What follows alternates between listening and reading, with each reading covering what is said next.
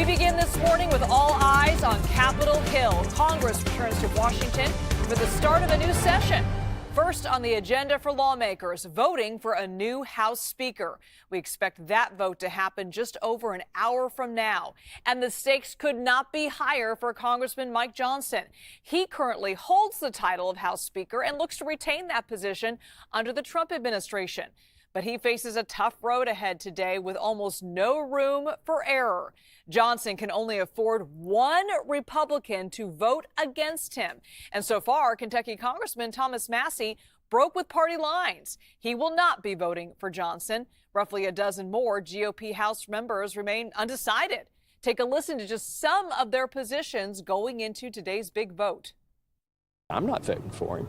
You're not? You're not? You're not? No. Have you told him that? I think he knows it. I'm undecided. What do you need to hear still? We're talking about that now. Can you be a little more specific? No, I'm just going to tell you, it's the normal things y'all report on. Fiscal discipline, securing the border, pass reconciliation, pass Tax Cuts and Jobs Act, pass the 19 other appropriation bills on time. We shouldn't be here now. I mean, we should be, a lot of these would be decided. I will make a decision tomorrow, but we had a good meeting with the speaker, discuss some things. I think, and a lot of things we agree, but I just want to make sure that we convince the people that we can deliver the agenda. Now, Mike Johnson is already giving some insight into how he is negotiating with those undecided voters there. He had this to say when arriving on Capitol Hill ahead of today's big vote. I'm talking with all members and telling them we need to unify so that we can move the Trump agenda. This election is not just about one person. It's about moving forward with the America First agenda. The mandate was given by the American people, by the electorate. President Trump got 77 million votes. The House Republicans got almost 75 million. It's a record number. They are expecting us to get to work, and we don't have time for drama. So my simple message to my colleagues is make suggestions about process improvements. We're open to that at all times, but I don't make deals with anyone. There's no quid pro quo here. I don't do anything in exchange for a vote other than commit to make this institution work as effectively and efficiently as possible. CBS News political reporter Taurean Small joins us now for a preview from Capitol Hill. Big day today, Taurean. But, nothing can happen in Congress until this new House Speaker is chosen. Also on the schedule, it's worth noting, though, the election certification process is on Monday. So what happens if more than one Republican House member votes against Johnson today?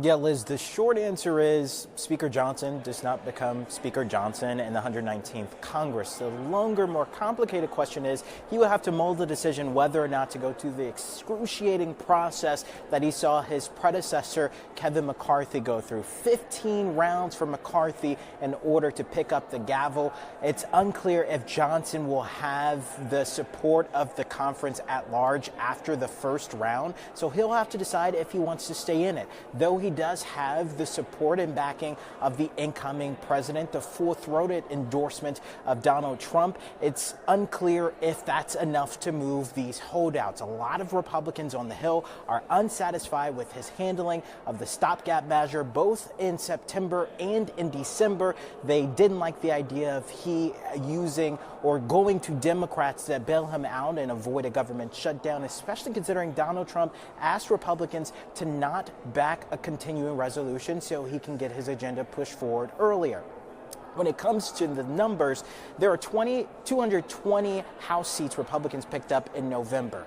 Matt Gaetz of Florida, the congressman there, retired in the last session, and it's unclear if he'll return, although it's unlikely that he'll return to start the 119th Congress. There's now 219 seats that the Republican caucus has. That means Johnson can only afford to lose one. Thomas is already out. Chip Roy is another person who's saying he won't be supporting him. That sounds like it's two. A dozen more that are non-committal. It's unlikely that he'll get to that threshold this time around, at least on the first round.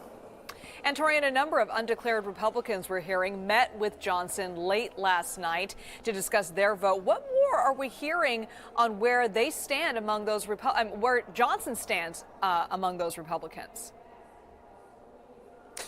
Well, it's not looking too strong. A lot of those Republicans are still on the fence, which is why they're having these 11th hour meetings and conversations with them. Speaker's leadership team, so Scalise, also said that he's still having calls with members to see where they're at. A lot of the demands are wide-ranging. Some include whether or not they will support President Trump's agenda when it comes to utilizing budget reconciliation for some of the more red meat issues that the president is looking to pass forward. And others include, for the House Freedom Caucus, for example, they want to see Chip Roy, one of their membership, be elevated to chair of the House Rules Committee, a very powerful and influential committee on the Hill. Right now, Mike Johnson says he's not willing to play ball. This isn't going to be a quid pro quo. He says he would rather talk about how to make sure this process is streamlined versus what he could do for these members in exchange for their votes. And Tori, we know that President-elect Donald Trump is watching this vote very closely. And as you mentioned, he endorsed Johnson for House Speaker just this morning, saying, quote, "A win for Mike today will be a big win for the Republican Party and yet another acknowledgement of our 129-year most consequential presidential election." So how much influence does Donald Trump have over this vote? Liz, this could be a case of, there's a movie way back in the day called The Incredible Shrinking Man. This could be a case of the incredibly shrinking influence of Donald Trump. We saw again in September, he asked Republicans not to pass the continuing resolution unless they attach a measure to it that would ensure voters who head to the polls show some proof of citizenship. That didn't happen.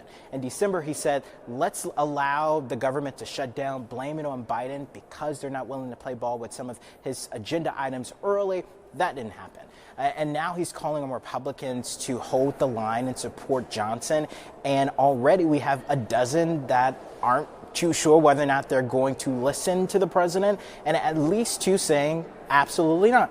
So right now we're seeing Donald Trump's influence start to wane, despite the fact that his campaign said that November's results was a mandate by the American public that they want to see his agenda moving forward. Right now, the splintering in the party could be fatal to that plan. All right, Taurean Small following the very latest for us from Capitol Hill. Taurean, thank you so much.